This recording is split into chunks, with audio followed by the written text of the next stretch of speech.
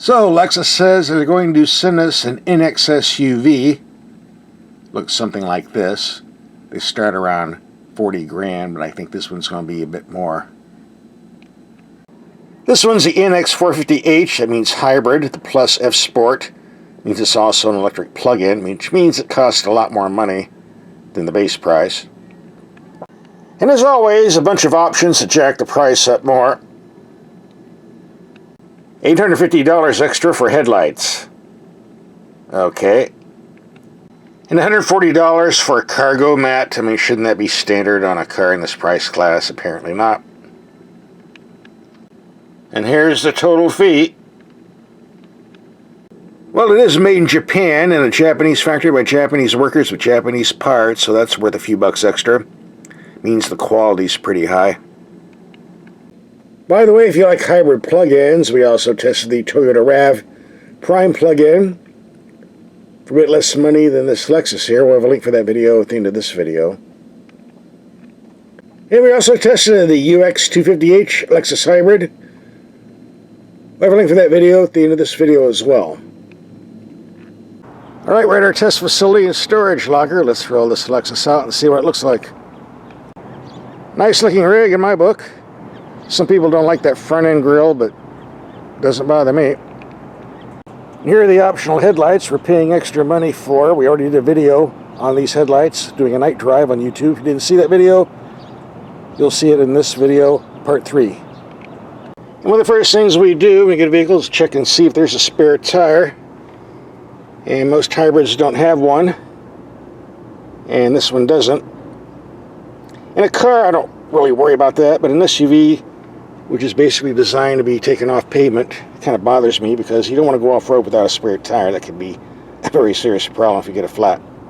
So here's the charging port, and once the battery's fully charged, you get around 37 miles of electric-only driving if you choose to do it that way. Then after that battery goes dead, you're running on this 4-cylinder hybrid engine setup, 181 horsepower. Clean fuel economy, when running by itself, is 36 mpg. We'll be taking this out in the real world to see if that's true. If you don't want to drive electric only, by pushing this button you can do automatic, which is a combination of the electric battery and the hybrid engine system.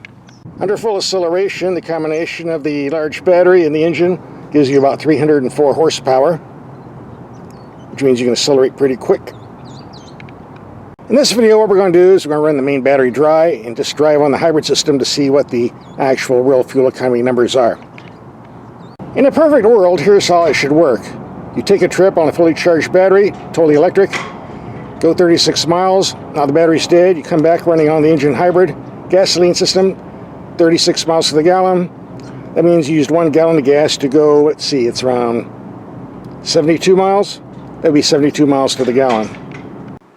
Of course, in the real world, if you're taking a long 200-mile trip, first 35, 36, maybe 40 miles, depending on the weather, are free electric, and after that, your gas. It'll help boost your economy up from the 36 clean, but not as much, obviously.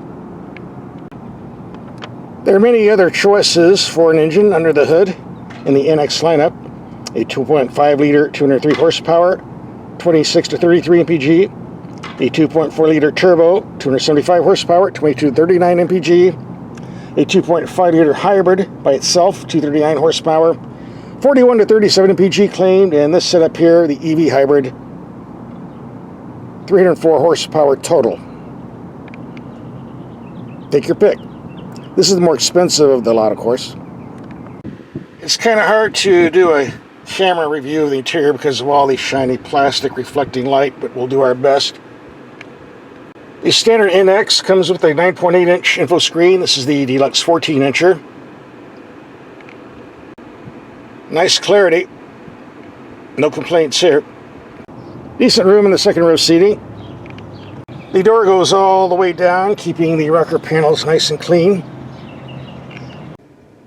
Since this is the F Sport, you get this little fun knob here, giving you all kinds of driving modes.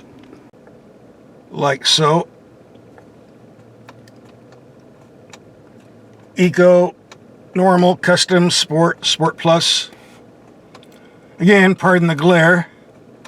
It's that time of day, and that's what you get when you get these cheap plastic covers on Toyotas and Lexus vehicles. I'm happy to see Lexus did away with that horrible finger touch pad to control the infotainment system. Instead, you get what you want on the screen. And I see we have a heads-up display in the windshield. I'm going to have to find out how to turn that off. I don't have any use for those things.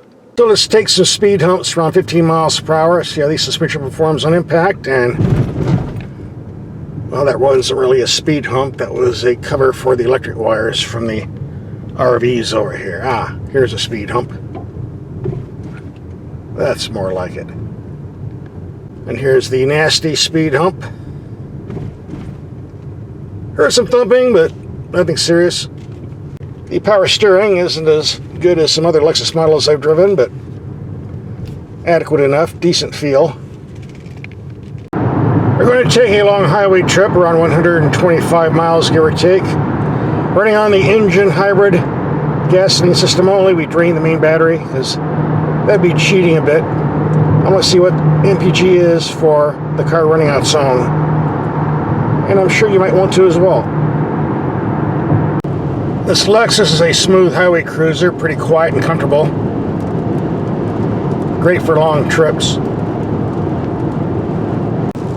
This vehicle was getting 33 miles to the gallon at constant cruising, but running into a rainstorm with a bunch of high winds, so fuel numbers are going to be going down a bit. And the roads are getting wet, but with all-wheel drive, I think the extra traction will come in handy. End of the road, let's look at our MPG number. End of the road, let's look at our MPG number. Thus far, we're getting 33 MPG in the city, 33 on the highway, cruising around 75 miles per hour. Had a bit of wind tonight, so dropped to 31.3. And our temperature tonight is 71 degrees, the best temperature for best operating for a hybrid system. And most of the week, 75 down to 65 degrees was the range for those interested in such figures.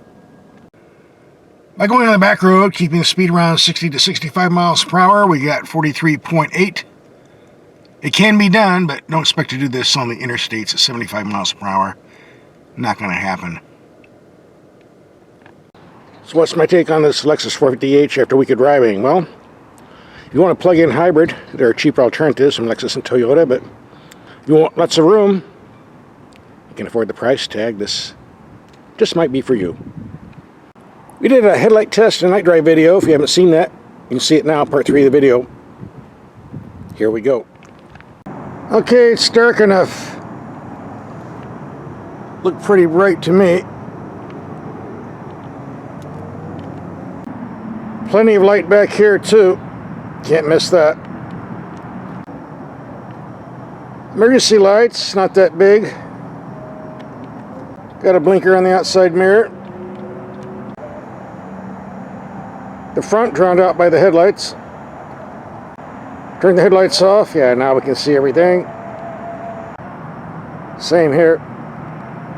Well, looky here. When you open the door, you get a Lexus emblem lighting up the ground. To remind you of what you're driving, no doubt. Works for me. As you can see, we have a large heads-up display reflecting the windshield, but I don't like that, so I'm going to turn it off. Be gone. This is the upgraded model, so we go from a 9-inch screen to a large 14-inch screen, and here's the camera system. We put things in reverse.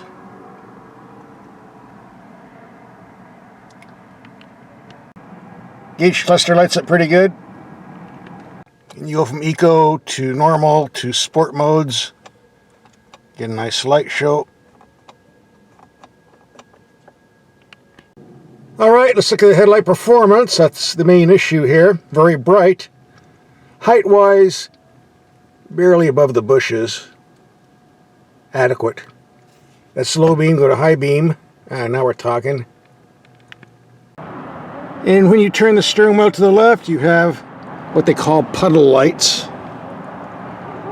I call them wino lights. You don't run over the winos in the parking lot when they're passed out sleeping. Works on the right side as well. Alright, street test. Got the low beams, no light, high beam. If you watch my videos, you know I cannot stand auto-dimming mirrors if they don't have a disconnect switch, because I don't want to drive with blacked out mirrors in city traffic. It's not safe. But fortunately, we have a button here to turn off the auto-dimming mirror, so we're good. Auto-dimming mirrors are for highway use, not city use. Alright, let's see if we can light up some signs here on the freeway. Low beam, high beam. Overall, these are pretty good headlights. Are they worth the extra cost we saw on the option sheet? Well, I don't know, because I haven't driven the base headlights that come standard to compare them with, so all I can tell you is these are more than adequate. So let's try some brights on these road signs. Lights them up pretty good. Oh, we got some more on the right.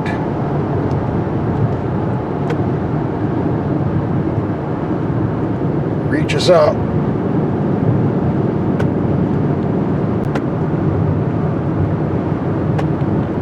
And getting towards civilization again, more road signs to light up.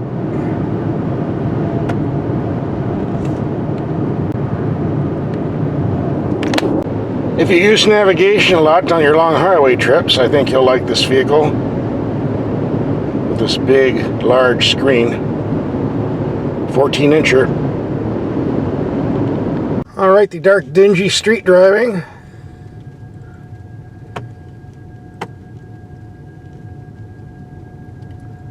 Don't want to run over the kitty cat.